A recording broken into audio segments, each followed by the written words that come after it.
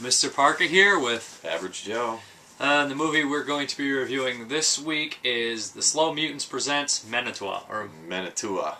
It's not Mantua, it's Mantua. Or Mantua. Mantua. It's actually a town in Ohio, supposed to be. And this is a doozy of a tale. I got this a long time ago, and it was kind of hidden in the movies I was supposed to review, and I was looking for it, and then Joe pulled it out. I was like, awesome. I've been meaning to watch this one for a long time. And so we popped it in, and it fit our time budget for the night. Yeah, because we're running late here. It is a completely weird, trippy type movie here. Low budget stuff. It's really crazy. The only movie I could even compare it to is a less serious, more goofy version of like And Then I Helped or something like that. Less gore too. But I mean, you don't really see too many movies like this, I guess. It's just really kind of like surreal, I guess, and funny and also weird and trippy at the same time. It's about this group of organic loving crazy people that are in this town, and they basically are sacrificing people and helping to grow their weed and do all sorts of weird things, and then basically trying to impregnate the woman to bring back someone, I think. There's a lot going on in the movie. A lot. It's kind of hard to describe and talk about all of it because it gets pretty hard to keep up at some points. There's an FBI agent sent in there named Stephanie who has a sex addiction and basically keeps doing awful jobs because he's getting sidetracked and he's really weird. And there's two brothers that are kind of running the town, I guess you'd say. One is the sheriff and one runs the organic cult group. There's also more people in there trying to make sure everything goes right. It's just really weird. They also have their own kind of food that they sell called Novi, and that stuff is pretty much contaminated. It makes people go pass out so they can do what they want with them. Novi was the convenience store of the family, the main family in the cult. But they just, but they kind of give all this stuff out and to poison people. So it's a really weird movie. There's some really funny scenes in here, mostly with the cult, and the guy with the pizza was pretty funny. And yeah, it was pretty funny. There's also some creepy stuff in the very beginning. It was kind of actually creepy in the beginning. Yeah, like the movie kind of took quite a few turns when I watched it. Like I thought it was going to go one direction, and then it kind of went down I thought maybe more of a psychological direction, and then mystery at points. Mystery, and it kind of, the movie concept kind of I kept changing my mind as I was watching it. But I mean, the movie wasn't bad. It was good. I enjoyed watching it. The acting was from subpar to subpar. There were some bad actors in it, of course. It wasn't, none of it was great, but none of it was bad to the point where it made the movie unwatchable. Sorry about that.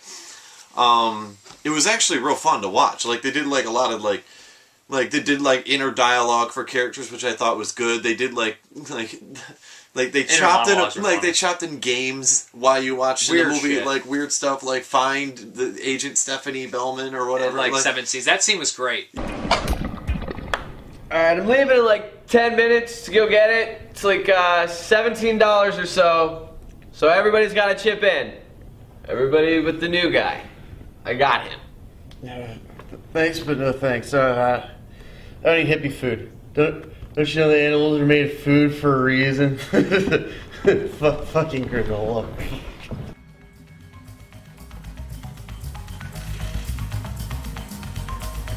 Man, what's with these people? Why am I so messed up? This is some damn good weed. That shotgun really did blast me. Damn, I wish that creep would hurry the fuck up with my shit so I could get out of here. These punky flower children started to really freak me out. Talking all paranoid and acting all weird and shit. It's still bang that chick with the gun though.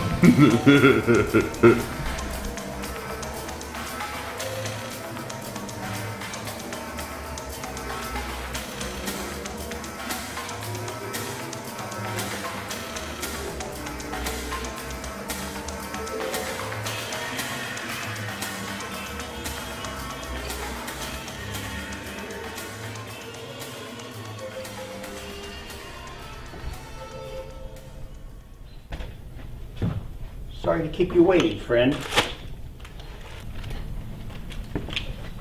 I just had a conversation with a few of the brothers and sisters of the house.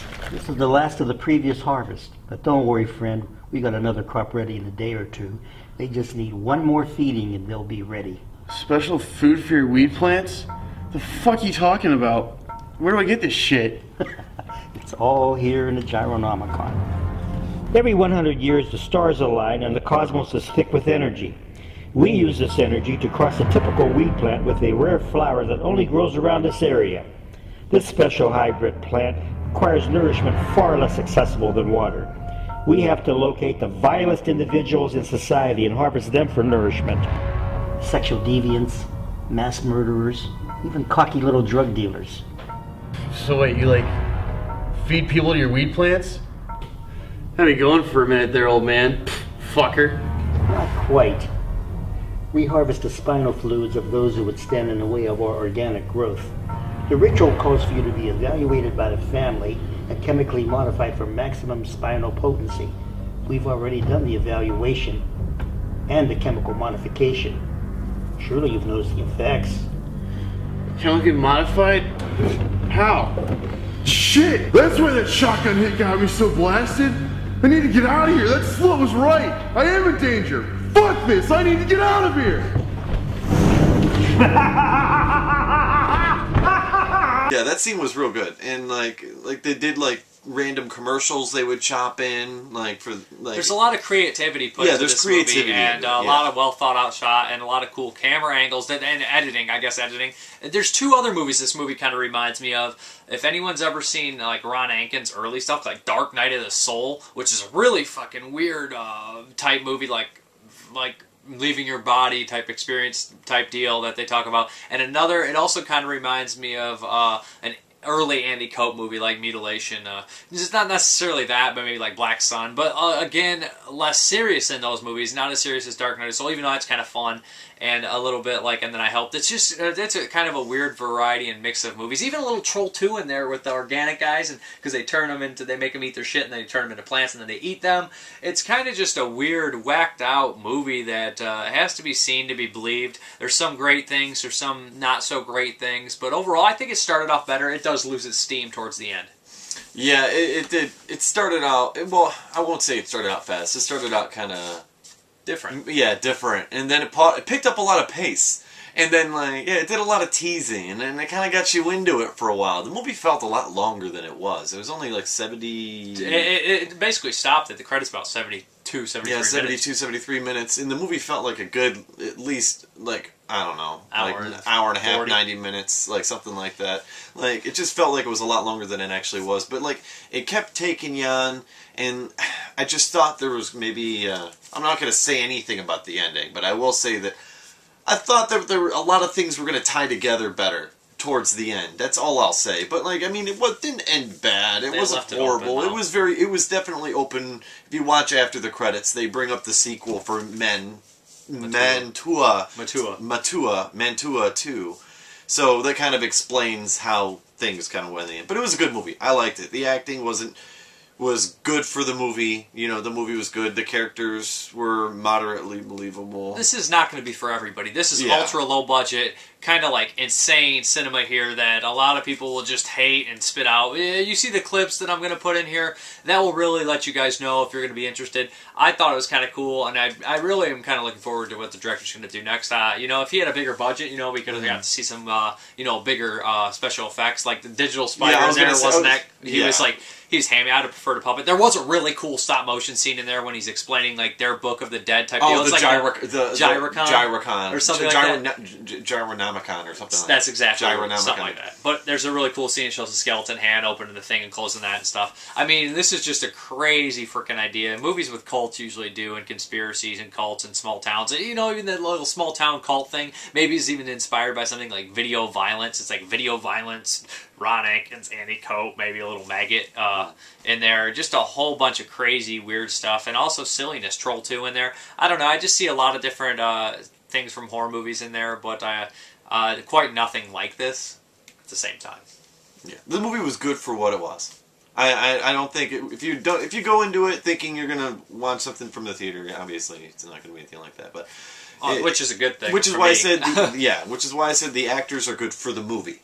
You know, and the things that were going on in the movie was good for the type of movie. I think they did really well with a low-budget film. Like, I think this was pretty good. I liked it. They made a crazy, surreal, trippy, fun movie that just basically a mind fuck. The editing wasn't too bad. The special effects that were in it were pretty good. So the smash skull, the head smashing, the hammer smashing. I really enjoyed those. That was awesome. Just wish there was more of it. So, rating scale. What are you thinking? This is a really hard one to rate. This is a hard one to rate. I don't know. For what it is, it's above average, but it's also really something that if I take a contrast to every other thing I've seen like it, it probably is like flirting with a line of like a 6, maybe a 5.75. A 5 is average. Anything above 5 to me is watchable, but I'd probably give it like a 6 just because I did enjoy a lot of things about it, and it is very independent and different, and that's worth something right there. Some people are gonna be like, that's the worst fucking movie I've ever seen. And I just don't. I just like kind of weird shit and stuff I haven't seen before, so I'll probably give it a 6 out of 10, maybe a 5.75 out of 10 or something like that. If you're using 5 as like the mean for like anything average. Less as average and anything less is getting into unwatchable, I'll say on that scale probably about like a 5. That's what I always do my scale on. 5.6. That's neat. Now that I know that, I can understand your rating scale a little better. But I was gonna say like overall, I would say like for everything, because I'm an average guy. I'm not horror movie buff, dude. I'm gonna say overall, I would throw this around a 4. But like for that kind of rating scale for this type of movie, I would say if I was to put 2 different rating scales, like overall 4, rating scale for the movies like this, probably about 5.6. Yeah, for sure, at least. Actually, 5.5, 5.5, 5.6. Yeah, I'm happy with that. Rating scales like 10 is absolutely perfect. It's like my favorite. Like Dawn of the Dead, 78's a 10. 9 is like fucking amazing. 8's great. 7 is excellent. Like 6 is good. 6 is good. 5 is average. So in between 5 and 6 still is a pretty solid movie. I watch anything 5. Hell, I even enjoy some 4s. So, but anything, a 4 is like a little subpar, but 3 is when it starts getting to that point where I cannot watch this crap fest. At 3, I am not watching Then I think I'm going to iron out a 5.5. Because I think rewatchability is another thing for the movie. Like, for any movie. You can rewatch this, I think.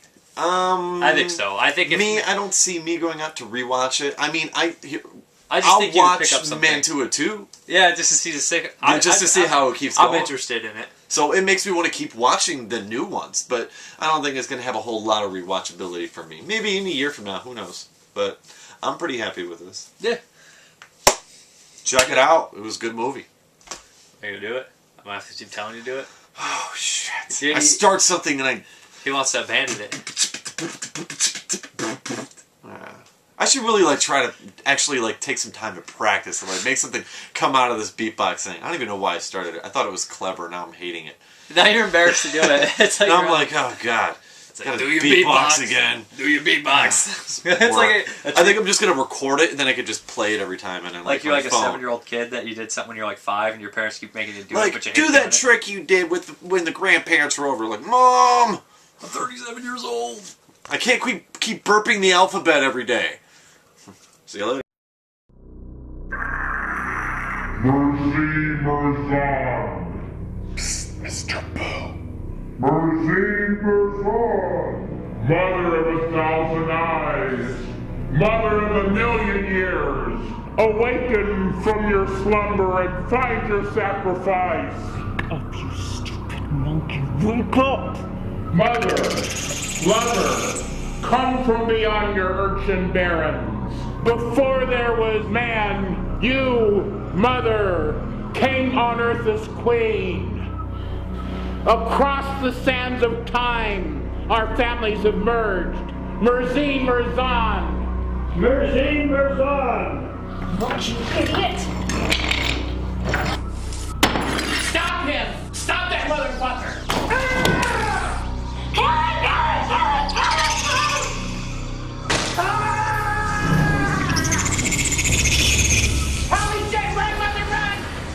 Get him, dummy! If he gets away, he'll warn the others! We don't have many!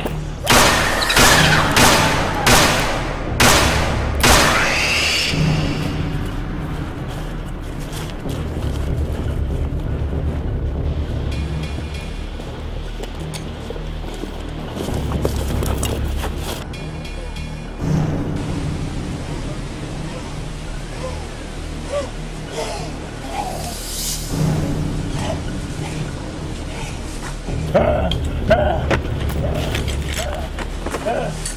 No! Can't we discuss this? No! No! No! No! No! Wait!